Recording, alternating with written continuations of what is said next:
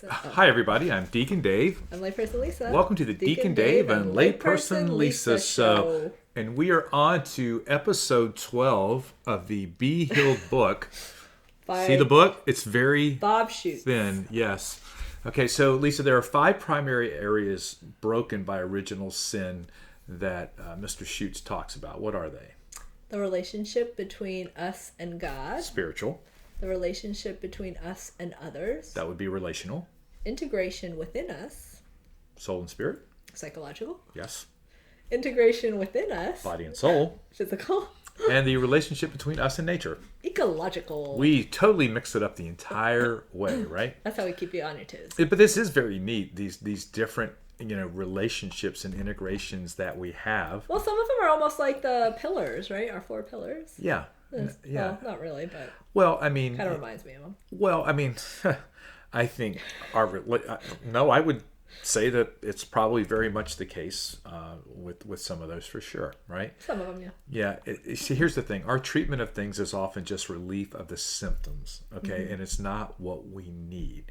This just leads to more and different types of symptoms. And how often is this the case, especially when we're trying to do it on our own, right? Yeah. To find healing on our own, that we are truly treating the symptoms, but not allowing Jesus to come in and deal with what is actually causing the symptoms, right? Yeah, unfortunately, that's sometimes how medicine is practiced too, just like from the pharmacist's perspective. Right. Well, in order to be instruments of healing for others and ourselves, okay, we need to see the whole picture of humanity in the light of God's divinity. Mm-hmm. Are you going to say anything? I keep waiting for you to say something. Yes. It is also important to note that most often our broken areas listed above are very much interconnected. Well, isn't that true? Yes. Our relationship with God, our relationship with others, our relationship with our soul, right, and our spirit, and our relationship with the world and everything like that, right? Mm-hmm. It's important for us to note that most often our broken areas listed, you already said that one. So often not liking ourselves can be one of the hardest things to deal with. Oh, yeah. Do you think a lot of people don't like themselves? I think I think a lot of people have times in their lives where they probably did not like themselves. Right. Do you like yourself? Most of the time. Most of the time? Yeah. How about you? Yes, I like myself. That's good. Yeah. So healing comes when we start to deal with the deep roots of our brokenness, and we find hope in healing and an encounter with Jesus himself. But we must recognize that our body and souls are not 2 natures, but a union that forms a single nature. Yeah, and 95% of all illnesses come from stress-related things. And if you think about this, like I think we may have talked about it on another episode or somewhere, 2 spouses that have died recently, the husbands have died taking care of their wives who were sick. So their wives are still alive, yet they're not in good shape. Okay, but all of the stress that came from Being the caretaker. being the caregiver.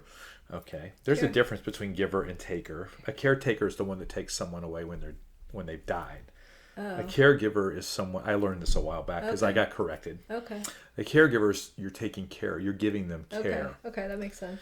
Yes. So yes, I've got corrected on that before. So that's why I'm very aware of not saying that. Yeah. Well, anytime our body and soul are not living in communion with God's spirit, there is a dis-ease that leads to distressed, not at peace with ourselves. Yeah, and because of original sin, we have been born into a culture, and I think this is very true, that resists God's love and truth. So we are set up for disease and disintegration. Ooh.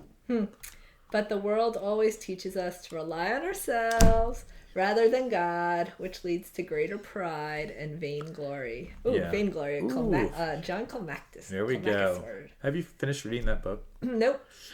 So the avoidance, rejection, or deprivation of love is the source of all functional illness. That's interesting. Avoidance of love, right? The rejection of love and being deprived of love, which I think maybe sometimes that's how you feel, right? When you're at home by yourself, do you think you feel like there's a deprivation of love? Probably, yeah. That's a fair very- assessment, yeah. Yeah, because I don't feel like you avoid love. No. And and the other one is, I think, instead of us rejecting love, maybe we feel like someone's rejecting us, that we sure. want to be loved by. Sure. Right? Yeah. So even our past experiences of being cut off from love can cause great stress on us mentally, emotionally, physically, and eventually, you know what? This can manifest itself into illnesses of all kinds. Notice this. Yeah, past experiences need to be reconciled. Right. Oftentimes, people try to bury them. Oh, I've dealt with that by putting them over coming here. back up.